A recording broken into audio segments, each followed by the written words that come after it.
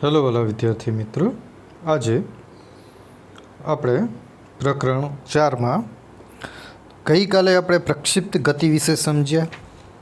પ્રક્ષિપ્ત ગતિ એટલે શું એ સમજ્યા, એના પદાર્થ વિશે સમજ્યા. ત્યારબાદ મહત્તમ સમય એટલે મહત્તમ ઊંચાઈએ પ્રાપ્ત કરવા માટે લાગતો મહત્તમ સમય, જેનું સૂત્ર તમે મેળવ્યું. ત્યારબાદ ઉડ્ડયન સમયનું સૂત્ર મેળવ્યું. ત્યારબાદ તમે છેલ્લે અવધિ વિશે જાણ્યા, મહત્તમ અવધિ વિશે જાણ્યા. એના 2 દાખલા પણ આપણે લાસ્ટ ટાઈમ જોયા. હવે આજે એનો એક દાખલો છે એ જોઈશું, અને ત્યારબાદ નિયમિત વર્તુળમય ગતિ એટલે શું અને તેના વિશે સમજૂતી આપીશું, એટલે કે ચર્ચા કરીશું. તો ચલો, આજે સમક્ષિતિજ પદાર્થનો જ આ એક દાખલો છે. 4.9 એટલે કે 9મો દાખલો કહેવાય. સમક્ષિતિજ સાથે 30° ખૂણે એક ક્રિકેટ બોલને 28 મીટર પ્રતિ સેકન્ડના વેગથી ફેંકવામાં આવે છે. બરાબર. તો જો અહીંયા 2 વસ્તુ તો મળી ગઈ. અહીંયા થીટા મળી ગયો એટલે આ થઈ ગયો તમારી જોડે થીટા 0. ક્રિકેટર બોલને આટલા વેગથી ફેંકવામાં આવે છે એટલે આ થઈ ગયો એનો ધારો કે પ્રારંભિક વેગ, તો શોર્ટમાં v0 એટલે કે વેગ આપી દીધો. તો આ બંને વસ્તુ આપી હોય તો એ બોલની માટેની મહત્તમ ઊંચાઈ શોધો. તે સ્થળે પાછા આવવા માટે બોલે લીધેલો સમય શોધવાનો છે. સી, ફેંકવામાં આવેલા બિંદુથી બોલને તે જ ઊંચાઈના જે બિંદુએ પડે તે બિંદુ સુધીનું અંતર, અવધિ એટલે અવધિ જ થાય, એટલે કે આપણે શોધે આર શોધવાની. મહત્તમ ઊંચાઈ એટલે h m કીધું હોય તો h m શોધવાનું. બરાબર. અને પાછો આવવા માટે જે એનો મહત્તમ સમય હોય એ આપણે ડબલ કરી દઈએ, અથવા તો ઉડ્ડયન સમય એ આપણે શોધીશું. બરાબર છે. તો ચલો, હવે આપણે દાખલા તરફ આપણે જોઈએ. તો મહત્તમ ઊંચાઈ, તો સૌથી પહેલાં મહત્તમ ઊંચાઈનું સૂત્ર આવડવું જોઈએ ખાસ. HM લખવું હોય તો HM, સ્મોલ m લખવું હોય તો સ્મોલ m. સૂત્ર યાદ રાખવાનું હતું. બરાબર. લાસ્ટ ટાઈમ પ્રમાણે આપણે યાદ રાખ્યું હતું. શું યાદ રાખવાનું ભાઈ? v0² sin² θ0 અને છેદમાં કેટલા આવશે? 2g. તો મેં પહેલાં જ તમને કીધું દીધું, v0 28 આપેલા હતા, ખૂણો કેટલો હતો? 30. બરાબર છે. હવે એની કિંમત મૂકી દો. વીનો વર્ગ, અહીંયા વીનો વર્ગ એટલે કે અહીંયા કેટલા હતા? 28. એટલે આપણે અહીંયા 28નો વર્ગ કરીશું. અને સાઈન એટલે સાઈન 30 છે, એટલે સાઈન 30 કેટલા થાય? તો એ તમને આવડવું જોઈએ. બરાબર. તો સાઈન 30 કેટલા થાય? 1/2, એનો વર્ગ એટલે 1/4. એટલે તમે આ દરેક પદની કિંમત મૂકીને ત્યારબાદ અને g બરાબર કેટલા લેવાના છે? 9.8. આ દરેક કિંમત મૂકી સાદું રૂપ આપો તો જવાબ કેટલો મળે છે? 10 મીટર. એટલે કે જે બોલ હશે 10 મીટર જેટલો ઉપર જાય છે. એવી જ રીતે મહત્તમ સમય પાછા ફરવા માટે લાગતો મહત્તમ સમય એટલે કે TF એટલે કે ઉડ્ડયન સમય. તો ચલો, હવે તમારા ઉડ્ડયન સમયનું સૂત્ર આવડવું જોઈએ. શું સૂત્ર હતું ભાઈ? 2v0 sin θ છેદમાં g. 2 એની જગ્યાએ v 28 મૂકી દીધા, sin 30 એટલે ભાગાકારમાં g 9.8. તો ઉડ્ડયન સમય કેટલો થયો? 2.9 સેકન્ડ. ખૂબ જ સરળ છે, પરંતુ તમને સૂત્રો આવડતા હશે તો જ આવા દાખલા આવડશે. એટલે કે ખાસ કરીને સૂત્રો તમારે 5-5 વાર કે 10-10 વાર તૈયાર થાય નહીં ત્યાં સુધી લખવાના. ઓકે. ત્યારબાદ સીમાં શું કહે છે કે ફેંકવામાં આવેલા બિંદુથી બોલને તે જ ઊંચાઈએ તે જ બિંદુએ, એટલે શોર્ટમાં આપણે અંતર, અવધિ યાદ રાખવાનું. અંતર પૂછાય તો બરાબર. અંતર માટે સૂત્ર શું હતું? r v² sin 2θ0 અપોનમાં g. v² એટલે v એટલે દેખો 2 એટલે વાર લખી દીધું 28. હવે અહીંયા sin 2θ છે, કેટલા છે ભાઈ? 2θ. હવે 2 અને પછી θ બરાબર કેટલા હતા? 30. માટે ખૂણો કેટલાનો થઈ ગયો? 60નો. એટલા માટે અહીંયા 60નો ખૂણો લીધો. તો sin 60 આવડવા જોઈએ. એટલે મેં તમને કીધું તો આવર કોષ્ટક દરેકે, એટલે કે આ જે tan θ વાળું, sin θ વાળું જે કોષ્ટક મેં કીધું હતું એ દરેક વિદ્યાર્થીએ તૈયાર કરવું. બરાબર. તો sin 60ની કિંમત આવડવી જોઈએ. બરાબર. √3/2. હવે એ દરેક કિંમત મૂકી એનું શું કરશો? સાદું રૂપ આપો એટલે જવાબ કેટલો થઈ જાય? 69 મીટર. બરાબર. તો આટલા મીટર સીધું અંતર બરાબર કોણ કાપશે? એ બોલ અથવા તો દડો કાપશે.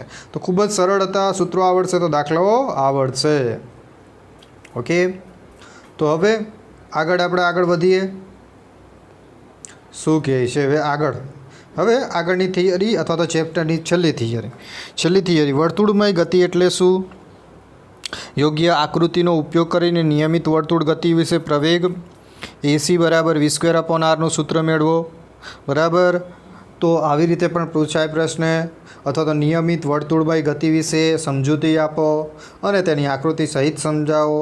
તો આ બધા પ્રશ્નો થયા. બરાબર, આ બધા પ્રશ્નોમાંથી આપણે હવે જોઈએ કે નિયમિત વર્તુળમય ગતિ કોને કહેવાય અને એની સમજૂતી આકૃતિ સહિત સમજાવીશું.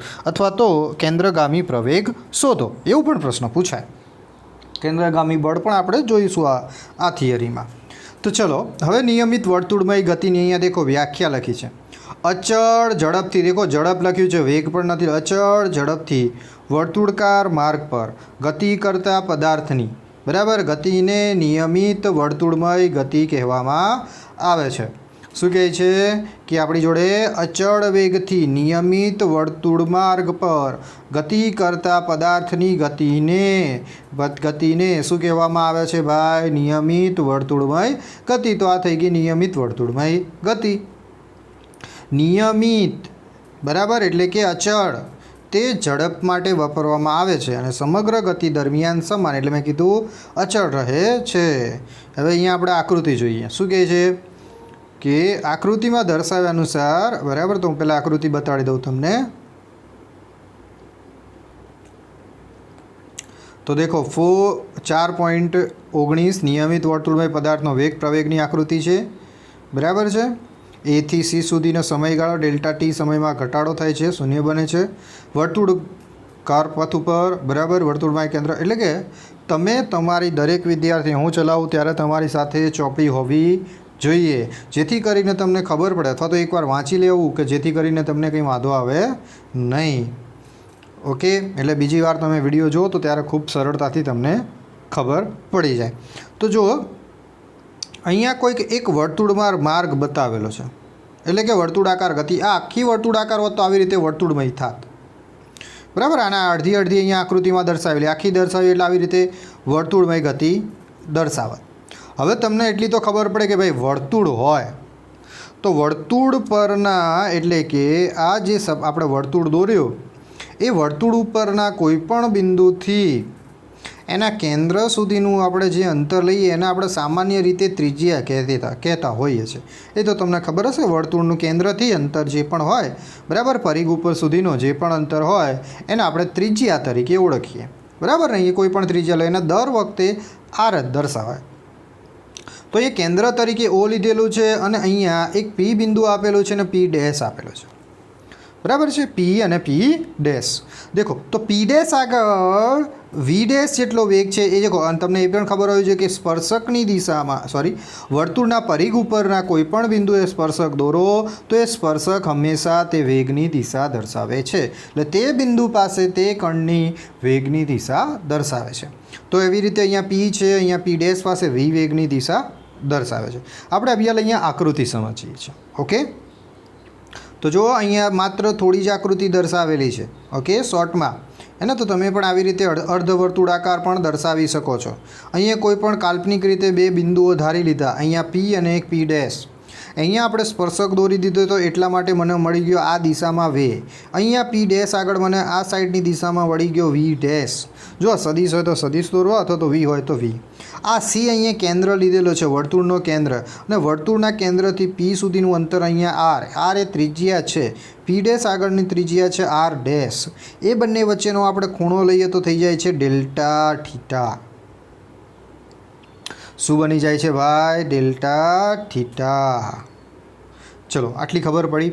ઓકે, હવે આટલી તમને ખબર પડી હશે. એટલે અહીંયા જો, હવે અહીંયા સ્થાનાંતરની વાત કરીએ. જો આ આર, આ પણ આર ડેશના આર બંને વચ્ચેનો તફાવત લઈએ એટલે આપણે શું મળે? સ્થાનાંતર. એટલે થઈ ગયો ડેલ્ટા આર. ઓકે, હે ને, બે કણો વચ્ચેનો તફાવત એટલે સ્થાનાંતર ડેલ્ટા આર. એવી રીતે જો અહીંયા વેગ દર્શાવે, આ પીની વેગની દિશા આ સાઈડ, તો અહીંયા જો જીથી એચ સુધીની વેગની દિશા એ સાઈડ, વી ડેશની દિશા આ સાઈડ, એટલે દેખો વી ડેશની આ સાઈડની દિશામાં જી અને આઈ વડે. અને તફાવત લઈ લીધો ડેલ્ટા વી એટલે કે વેગમાં થતો તફાવત એટલે કે પ્રવેગની દિશા આ સાઈડ એટલે કે જો કેન્દ્ર તરફની દિશામાં દર્શાવે છે, બરાબર છે ને? ઓકે, તો તમને ખબર પડી હશે. આ એક આકૃતિ એવી જ આ બીજી આકૃતિ છે ને એવી જ આપણી જોડે આકૃતિ એ બી અને અહીંયા સી સુધી દર્શાવેલી છે, પરંતુ જેમ અહીંયા સમયગાળો ઘટાડતા જઈએ એમ અહીંયા સમયગાળો ઘટાડતા દર્શાવેલું છે. ઓકે, તો આ હતી આકૃતિની વાત. હવે અહીંયા થિયરીમાં શું કહેવા માંગે છે એ જોઈએ. તો મેં તમને કીધું એ અનુસાર કોઈપણ પદાર્થ, બરાબર ને, વી જેટલા અચળ ઝડપથી આર ત્રિજ્યાના વર્તુળ માર્ગ ઉપર ગતિ કરે છે. હવે આકૃતિમાં સ્મોલ આર દર્શાવેલું હતું, અહીંયા કેપિટલ આર લખ્યું છે. બહુ ચિંતા કરવાની નહીં, કેપિટલ આર બરાબર સ્મોલ આર દર્શાવેલ છે એમ ધારી લઈશું. હવે વેગની દિશા સતત બદલાતી હોવાથી તે પ્રવેગ ઉત્પન્ન કરે છે. ઓકે, તો તમને પ્રવેગની વ્યાખ્યા તો ખબર, વેગમાં ફેરફાર થાય એટલે શું ઉદ્ભવે? પ્રવેગ. તો સિમ્પલ છે, અહીંયા પ્રવેગ ઉત્પન્ન થાય છે એટલે વર્તુળાકાર ગતિ માટે પ્રવેગ અગત્યની વસ્તુ થઈ ગઈ. આમ પ્રવેગની દિશા અને મૂલ્ય શોધીશું. ચલો હવે આકૃતિ શું કહે છે ભાઈ કે મેં જે તમને કીધું એ જ કે પી અને પી ડેશ બિંદુઓ પાસે સ્થાન સદિશ અને વેગ અનુક્રમે અહીંયા સ્થાન સદિશ આર પાસેનો સ્થાન સદિશ આર સદિશ દોરવો હોય તો ઉપર સદિશ દોર દેવાનો, બરાબર. પણ અહીંયા ઝડપની વાત કરીને અચળ છે એટલા માટે સદિશ દોરતા નથી, પણ અંતરમાં દોરી દેશો આર. અને પી ડેશ પાસે પી, વી પાસે પી પાસે વી અને પી ડેશ પાસે વી ડેશ. આમ કોઈપણ બિંદુ પાસે તેનો વેગ તે બિંદુની ગતિની દોરેલા, મેં કીધું જ પહેલાં, દોરેલા સ્પર્શકની દિશામાં હોય છે, બરાબર. આ ખાસ યાદ રાખવાનું છે. શું યાદ રાખવાનું છે? પદાર્થના વેગ તે બિંદુ પાસે ગતિની દિશામાં દોરેલા સ્પર્શકની દિશામાં જ હોય છે. વેગ સદિશો વી અને વી ડેશ દર્શાવેલા છે. સદિશોના સરવાળા ત્રિકોણના નિયમનો ઉપયોગ કરી ડેલ્ટા વી આપણે મેળવ્યો, બરાબર ને? ઓકે, એવી જ રીતે ગતિપથ વર્તુળાકાર હોવાથી આરને વી અને આર ડેશને વી ડેશને લંબ હોવાથી અને ડેલ્ટા આરને લંબ હોય છે. સરેરાશ પ્રવેગ, તો આ સૂત્ર ખબર હોવું જોઈએ, ડેલ્ટા વી અપોન ડેલ્ટા ટી બરાબર શું થાય? સરેરાશ પ્રવેગ. સરેરાશ પ્રવેગની દિશા એ, તેથી જે પ્રવેગની છે એ ડેલ્ટા આરને લંબ છે. જો ડેલ્ટા વીને આર તથા આર ડેશ વચ્ચેના ખૂણાને, બરાબર, દુભાગેલી રેખા પર મૂકીએ તો આપણે જોઈ શકીએ છીએ કે તેની દિશા વર્તુળના કેન્દ્ર તરફ હશે, બરાબર. અને આ રાશિ આકૃતિઓમાં દર્શાવેલા સમયના નાના સમયગાળા માટે દર્શાવેલ છે. ડેલ્ટા વી તેથી એની દિશા તરફથી કેન્દ્ર તરફ હશે. એટલે આકૃતિમાં ડેલ્ટા ટી ટેન્સ ટુ 0 એ સરેરાશ પ્રવેગ તાક્ષણિક પ્રવેગ જેટલો થશે અને તેની દિશા કેન્દ્ર તરફની હોય છે. નિષ્કર્ષણ મળે છે કે નિયમિત વર્તુળમય ગતિ કરતા પદાર્થ માટે પ્રવેગની દિશા વર્તુળના કેન્દ્ર તરફ હોય છે. પ્રવેગનું માન હવે મેળવીશું. ચલો, આટલા સુધી તમને આપણે જે લખેલું હતું એની વાત કરી.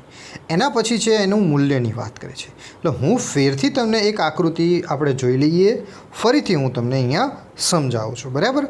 તો ધ્યાન રાખજો, બરાબર. તો સૌથી પહેલાં આપણી જોડે આકૃતિ દોરતી, એટલે તમારે સીધું બહુ આખું લખવાનું જરૂર નહીં, જેટલું આકૃતિમાં દર્શાવેલું એટલું જ દર્શાવો. આકૃતિ તમે જેવી રીતે મેં કીધું કેપિટલ આર અચળ વેગથી ગતિ કરે છે. અચળ વેગથી ગતિ કરતો હોય એટલે સદિશ દોરવાની જરૂર નથી, કારણ કે દર વખતે એનું મૂલ્ય સમાન. હા, પણ અહીંયા વેગ છે એટલે વેગની દિશા બદલાય છે.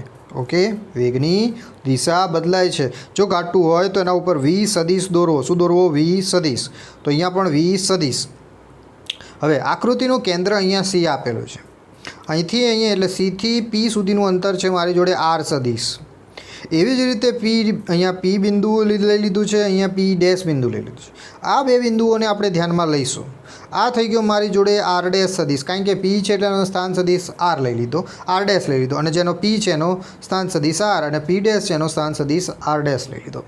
ત્યાં જ એનો આપણે સ્પર્શકની દિશામાંનો વેગ વી ડેશ. એવી રીતે અહીંયા પણ બિંદુ પાસે સ્પર્શકની દિશામાંનો અહીંયા પી બિંદુ છે એટલે એનો વેગ વી થઈ ગયો. ચલો, આટલી ખબર પડી ગઈ તમને. હવે અહીંયા ત્રિકોણના નિયમનો જો ઉપયોગ કર્યો, અહીંયા દેખો આ એક ત્રિકોણ થઈ ગયો, સી પી ડેશ પી અને સી, બરાબર ને? આ પણ એક ત્રિકોણ જ કહેવાય ને, બરાબર કે નહીં? અહીંયા સી થઈ ગયો, આ પી ડેશ થઈ ગયો અને આ પી. હવે આ ત્રિકોણની અંદર આપણે અહીંયા ખૂણો આપી દીધો tan θ.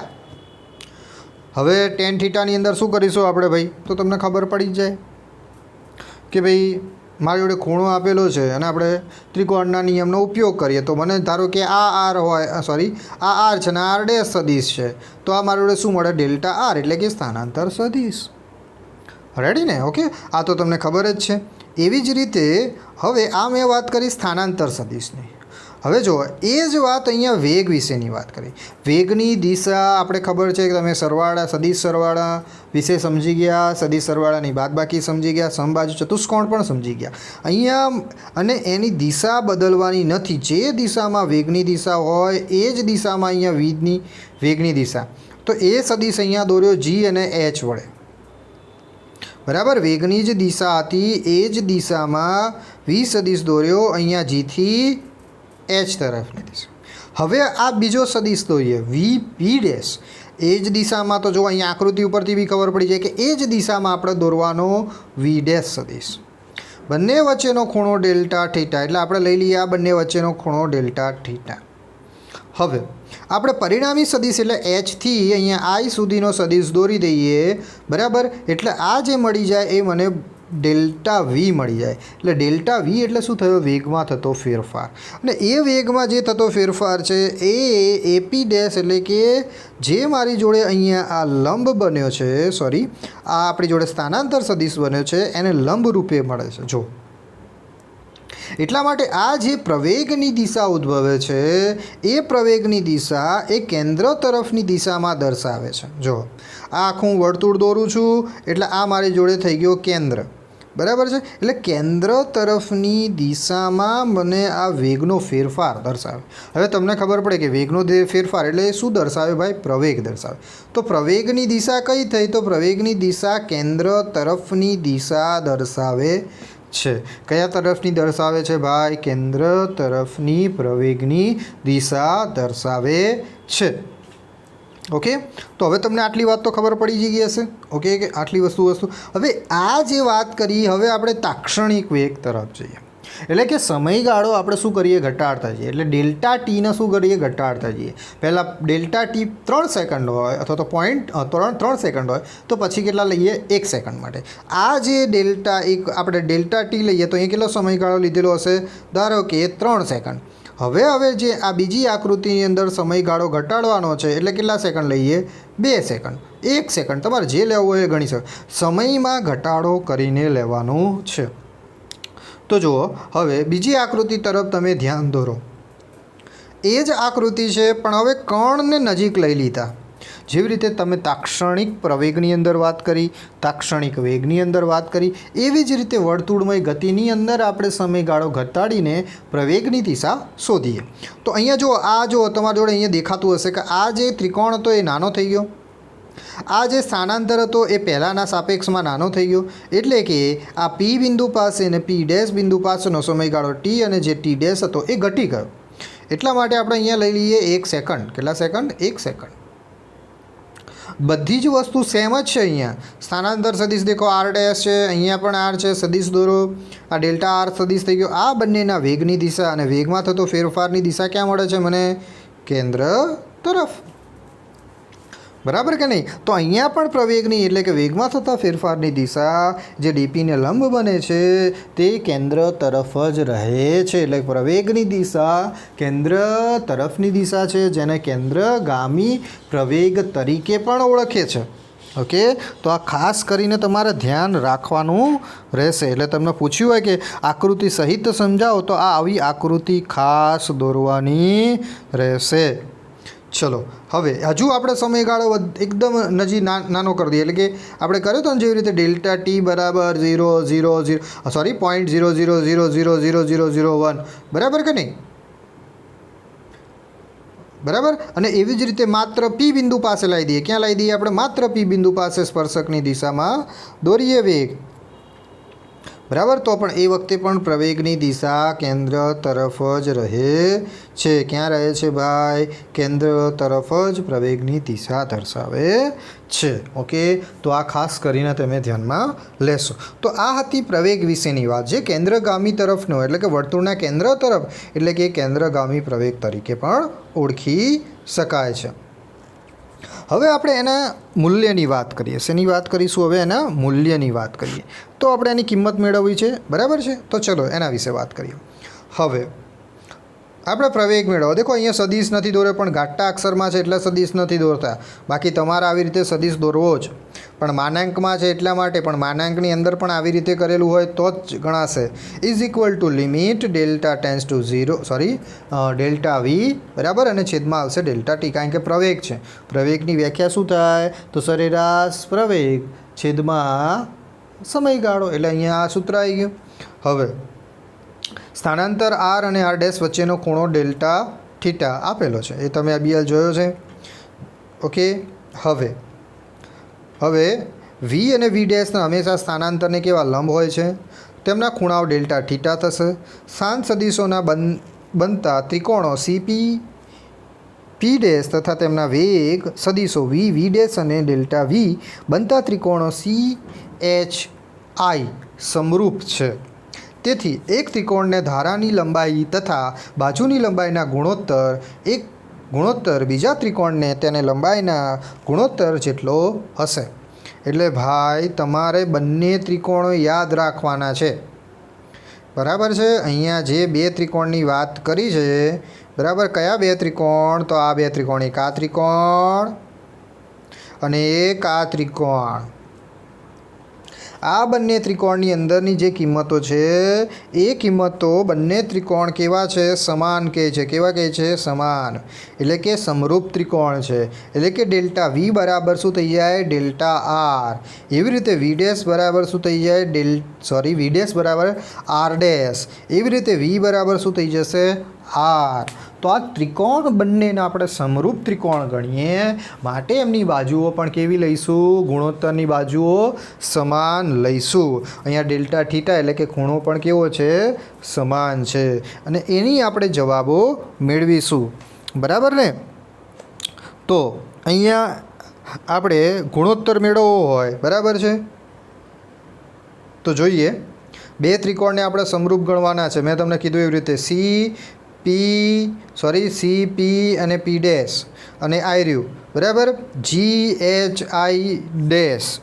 એની અંદર આ બંને ત્રિકોણ સમરૂપ ત્રિકોણ આપણે લીધા, બરાબર ને? તમને લખતા આવડવું જોઈએ ભાઈ. ડેલ્ટા CP અને P ડેશ આ ત્રિકોણ, બીજું ત્રિકોણ GHI. આ બંને ત્રિકોણ કેવા છે? તમે 10મા ધોરણમાં ભણી ગયા હતા, સમરૂપ ત્રિકોણ. તો હવે સમરૂપ ત્રિકોણ હોય તો એમના બાજુઓનો ગુણોત્તર લખીએ. ચલો, તો અહીંયા હું બાજુઓનો ગુણોત્તર લખું છું. અહીંયા લખું છું HI. તો જુઓ અહીંયા ક્યાં છે HI? એટલે આ થયું HI. અને ભાગાકારમાં લખી દઉં HG. તો અહીંયા ક્યાં છે HG? એટલે કે આ થયું HG ઇઝ ઇક્વલ ટુ લંબાઈઓના બાજુનો ગુણોત્તર સમાન છે. એટલે અહીંયા બે બાજુ લીધી, એક આ ડેલ્ટા વી વાળી અને એક વી વાળી. એવી રીતે એની સામેની વાત કરીએ તો અહીંયા શું થશે ભાઈ? P ડેશ P અથવા તો P ડેશ, અને એની સામેની બાજુ એટલે કે વી એટલે કે R, એટલે શું થશે? C અને P એટલે શું આવશે? CP. ખબર પડી હશે તમને? હવે આપણે આની અંદર આપણે કિંમતો મૂકવાની છે અને પ્રવેગ શોધવાનો છે, બરાબર. શું કરવાની છે? કિંમત મૂકીને પ્રવેગ શોધીશું. તો ચલો હવે HI બરાબર શું હતું ભાઈ? Delta V. પછી HG બરાબર વી, એટલે જો અહીંયા વી હતો એટલે હું નીચે મૂકીશ વી ઇઝ ઇક્વલ ટુ, બરાબર. સદીશ દોરવા હોય તો દરેકમાં સદીશ દોરો, અથવા તો માનાંકમાં મૂલ્ય જ લખેલું છે એટલે સદીશ અને મૂલ્ય ક્યાંય લખવાની જરૂરિયાત રહેતી નથી. આપણે જે પણ વાત કરીએ છીએ માત્ર મૂલ્યની વાત કરીએ છીએ, એટલે કોઈ સદીશ દર્શાવેલું નથી, બરાબર. તો આ ખાસ ધ્યાન રાખવું. ત્યારબાદ P ઇન્ટુ P ડેશ. તો P ઇન્ટુ P ડેશ એટલે ડેલ્ટા આર, એટલે મારી જોડે અહીંયા આવશે ડેલ્ટા આર, અને છેદમાં અહીંયા CP બરાબર આર, એટલા માટે અહીંયા CP બરાબર હું લખી દઈશ આર. મને કંઈક આવું મળે. શું મળશે મને? આવું કંઈક મળશે, બરાબર છે. પણ મારે શોધવાનું શું છે? મારે શોધવાનો પ્રવેગ છે. શું શોધવાનો છે ભાઈ? પ્રવેગ. પણ પ્રવેગ બરાબર શું થાય? પણ પ્રવેગ બરાબર તો થાય ડેલ્ટા વી અપોન ટી, આવું થાય. બરાબર. તો ધારો કે હવે આ જે સમીકરણ બન્યું એમાં આપણે ડેલ્ટા વીને સૂત્ર કરતાં બનાવી દઈએ તો શું થાય? તો ડેલ્ટા વી બરાબર આ સાઈડ આર આવી જાય એટલે delta R into V upon R આવે. બરાબર. તો જો હું ફેરથી સમજાવી દઉં, આ એક ત્રિકોણ લીધું GHI અને આ ત્રિકોણ લીધું CP અને P ડેશ, બંને ત્રિકોણો સમરૂપ એટલે એમની બાજુઓના લંબાઈના ગુણોત્તર સમાન હોય માટે HI અને આ થયો HGનો ગુણોત્તર. સમરૂપ ત્રિકોણ આ બીજું, એની સામે P ડેશ અને CP આવી રીતે ગુણોત્તર લીધો. એમની કિંમતો મૂકી એટલે અહીંયા HIની કિંમત ડેલ્ટા વી એટલા મૂકી ડેલ્ટા વી, GHની કિંમત મૂકી વી, એવી રીતે અહીંયા Pની ડેલ્ટા આર અને અહીંયા CPની મૂકી સ્મોલ આર. તો આ આપણે કિંમતો મૂકી. શું મૂકી ભાઈ? કિંમતો. હવે આગળ જઈએ, આપણે પ્રવેગ મેળવવાનો. આ ખાસ ધ્યાન રાખવાનું. બરાબર. આટલી તમને ખબર પડી હશે જો અહીંયા લખેલું હશે.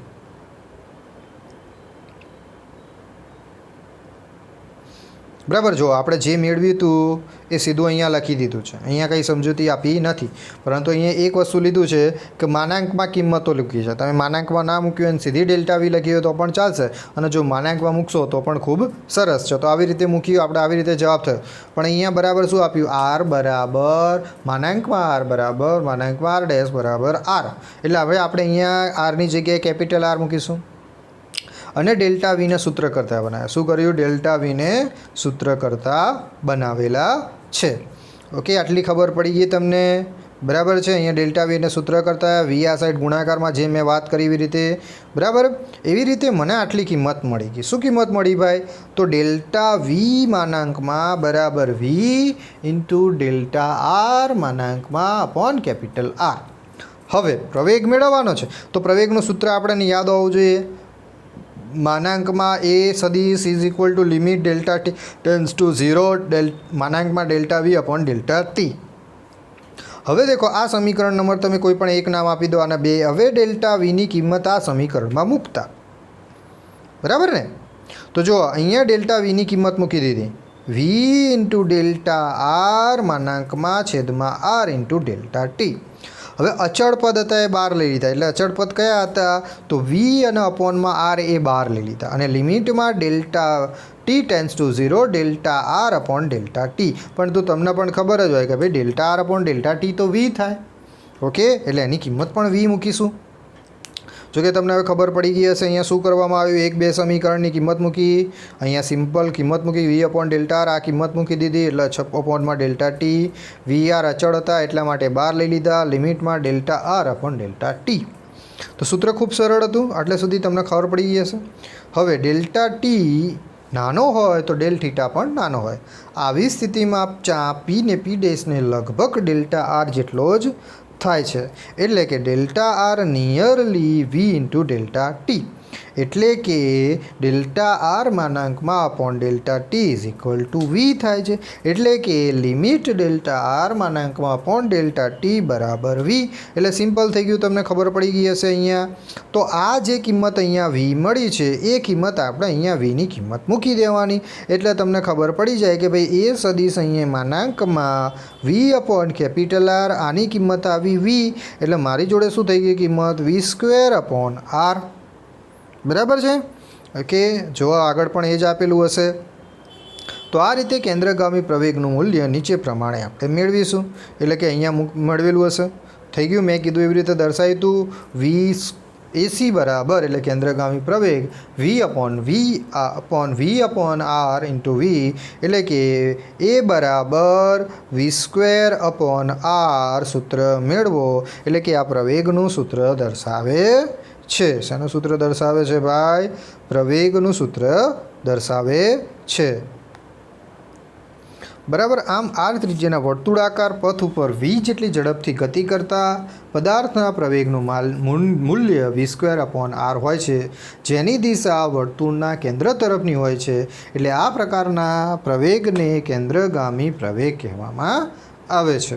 કેન્દ્રગામી પ્રવેગની સંબંધિત સંપૂર્ણ વિશ્લેષણાત્મક લેખ સૌપ્રથમ બરાબર 1653માં ડચ વૈજ્ઞાનિક ક્રિશ્ચિયન હાઇગેન્સે 1629 અને 1695માં પ્રકાશિત કર્યો હતો. બરાબર, હવે આ કંઈ લખવાની ખાસ જરૂરિયાત રહેતી એવી કંઈક નામ લખશો નહીં તો ચાલશે, પણ જે કેન્દ્રગામી પ્રવેગ હતો ત્યાં સુધી ખાસ લખજો.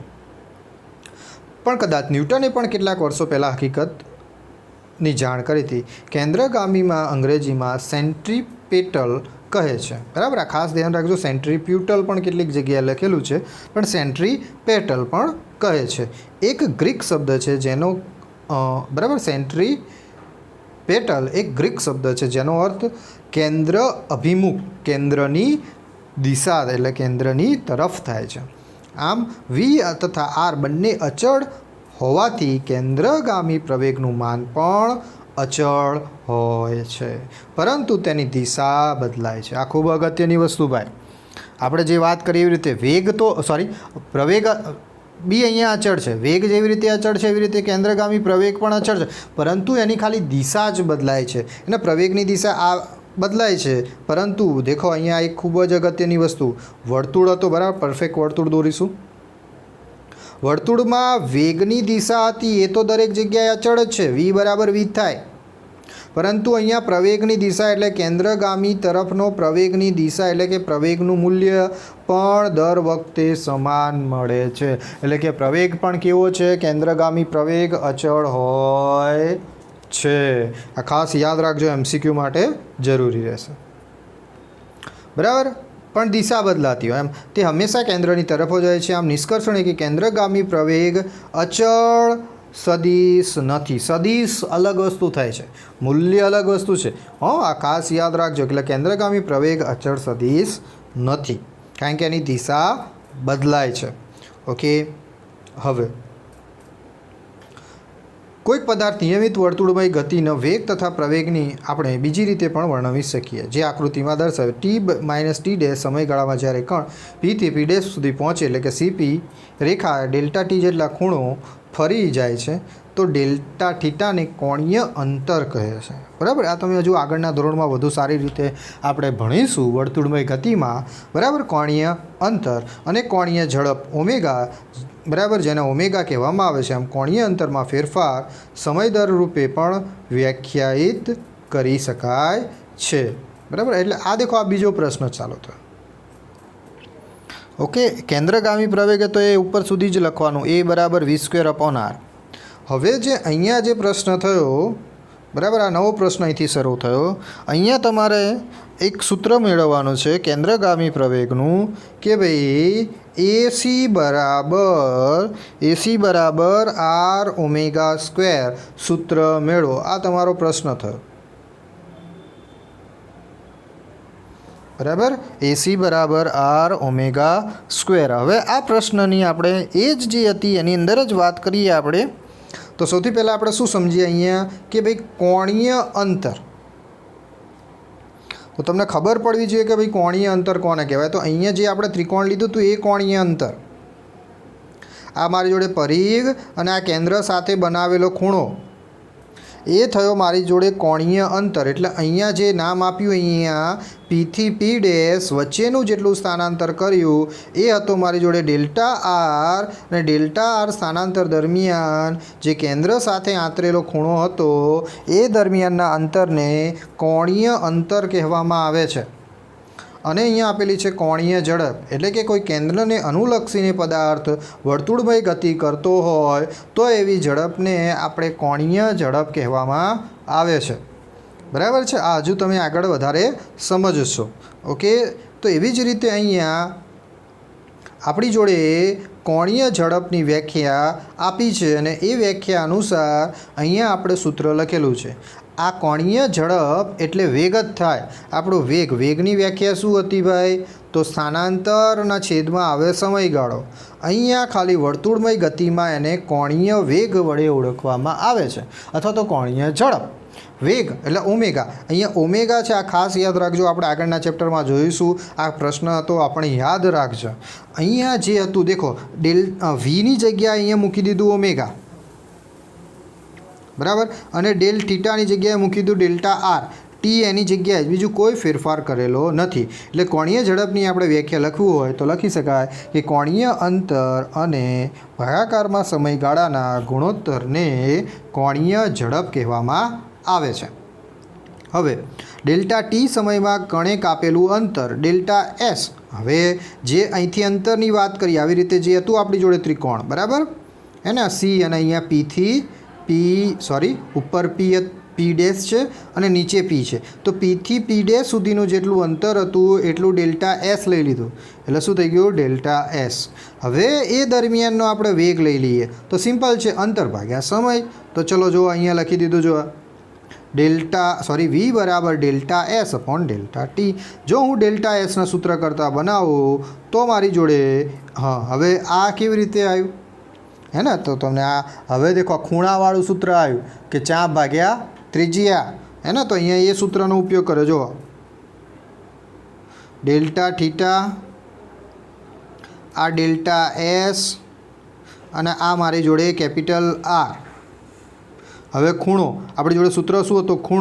ખૂણો બરાબર ચાપ એટલે ડેલ્ટા એસ અને ત્રિજ્યા બરાબર આર. શું અહીંયા સૂત્ર કરતાં બનાવ્યા? Delta S. તો આર શું થઈ ગયું? થીટાના ગુણાઈ ગયું. એટલે આ એ સૂત્રનો ઉપયોગ કર્યો. હવે આ બે સમીકરણોને આપણે કિંમત એની અંદર મૂકીએ, એટલે કે આ સમીકરણ નંબર એને કોઈ બી નામ આપો 1 અને 2 પરથી, એટલે કે ડેલ્ટા એસની કિંમત શું મૂકીએ? R into delta theta. એટલે જુઓ તમારી જોડે અહીંયા કિંમત મૂકી દીધી બરાબર, આર ઇન્ટુ ડેલ્ટા થીટા મૂકી દીધી. ઓકે, પરંતુ આના બરાબર તો તમને ખબર ડેલ્ટા થીટા અપોન ટી એટલે શું થઈ જાય? ઓમેગા. એટલે વી બરાબર શું થઈ ગયું ભાઈ? R omega. તો આ એક નવું સૂત્ર મળ્યું. દરેક સૂત્રો ખાસ કરીને તૈયાર કરવા બરાબર છે. તો વી બરાબર આર ઓમેગા. શું મળ્યું ભાઈ? વી બરાબર આર ઓમેગા. હવે આપણે કેન્દ્રગામી જે પ્રવેગ હતો એ કેન્દ્રગામી પ્રવેગનું આપણી જોડે સૂત્ર હતું. એ સૂત્ર શું આવ્યું હતું તો તમને ખબર છે કે ભાઈ કેન્દ્રગામી પ્રવેગનું સૂત્ર હતું વી સ્ક્વેર અપોન આર. વીની કિંમત આપણે શું મેળવી? તો વીની કિંમત હાર્ડ જ મેળવી, ઓમેગા ઇન્ટુ આર. તો વી સ્ક્વેરની અંદર કિંમત શું આવશે? ઓમેગા સ્ક્વેર અને આર સ્ક્વેર. એક આર કેન્સલ, તો માટે ઓમેગા સ્ક્વેર ઇન્ટુ આર. માટે જવાબમાં શું થયો? એસી એટલે કે કેન્દ્રગામી પ્રવેગ બરાબર ઓમેગા સ્ક્વેર ઇન્ટુ આર વડે દર્શાવાય છે. આ સૂત્ર માગેલું હતું બરાબર છે. તો આ ખાસ કરીને યાદ રાખજો બરાબર. અહીંયા વર્તુળમય ગતિનો અહીંયા સમાવેશ કરી દીધો છે. એવી જ રીતે વર્તુળના એક પરિભ્રમણ પૂર્ણ કરવા માટે પદાર્થને જે સમય લાગે છે તેને આવર્તકાળ કહેવામાં આવે છે. પદાર્થને એક પરિભ્રમણ પૂર્ણ કરવા માટે લાગતા સમયગાળાને આવર્તકાળ કહેવામાં આવે છે. આ ખાસ યાદ રાખજો, આ પણ વ્યાખ્યા થઈ. એવી જ રીતે બરાબર, 1 સેકન્ડમાં પદાર્થ જેટલા પરિભ્રમણ કરે છે તે પદાર્થની આવૃત્તિ કહેવામાં આવે છે, જેને 1/t વડે દર્શાવવામાં આવે છે. બરાબર છે, આ ખાસ યાદ રાખજો હે ને. ત્યારબાદ હવે વધુમાં પદાર્થે પરિઘ જેટલું અંતર સમયમાં પદાર્થ દ્વારા કપાયેલું અંતર પરિઘ એસ બરાબર 2πr. તો વીની અંદર દેખો કિંમત મૂકી દીધી બરાબર. આવી રીતે વર્તુળ હતું, વર્તુળનું અંતર થઈ ગયું 2πr, એનો વેગ હતો વી અંતર હતું આર અને છેદમાં સમયગાળો એટલે ડેલ્ટા ટી. તો આવી જ રીતે અહીંયા આ કિંમત મૂકી અને 1/t એટલે વીની કિંમત છે. આ વી એટલે આવૃત્તિ છે. કેટલીક જગ્યાએ એફ પણ લખેલું છે, તમે એફ લખશો તો પણ ચાલશે. તો મારી જોડે જવાબમાં શું થાત? V is equal to 2π capital R into f, એટલે કે આવૃત્તિ અહીંયા વીના પદમાં છે બરાબર. તો આવી રીતે આ પણ યાદ રાખવું. ઓમેગા, આ બધા સૂત્રો છે, આ સૂત્રો તૈયાર કરવા. તો ઓમેગા બરાબર શું થાય? 2πf. જે મેં અહીંયા વીની જગ્યાએ એફ લખ્યું છે, વી બરાબર અહીંયા શું છે? એફ છે. ખાસ યાદ રાખજો બરાબર ને. હવે થઈ ગયું આ. હવે આની અંદર એસીની અંદર એની કિંમત મૂકી દો. તો મારી જોડે વી બરાબર શું હતું? 2πrf. એવી રીતે એસીની અંદર આપણે જે કિંમત મૂકી ઉપર શું હતું? ઓમેગા સ્ક્વેર અથવા તો વી સ્ક્વેર અપોન આર વાળી કિંમત, વી સ્ક્વેર અપોન આર એની અંદર કિંમત મૂકશો તો પણ આ જ સૂત્ર આવશે. એસી બરાબર 4π² એફ સ્ક્વેર ઇન્ટુ આર. આ સૂત્રો છે બરાબર. તો સૂત્રો તૈયાર કરવા ઓકે જે તો આજે આટલું રાખીએ, બીજું કાલે જોઈશું.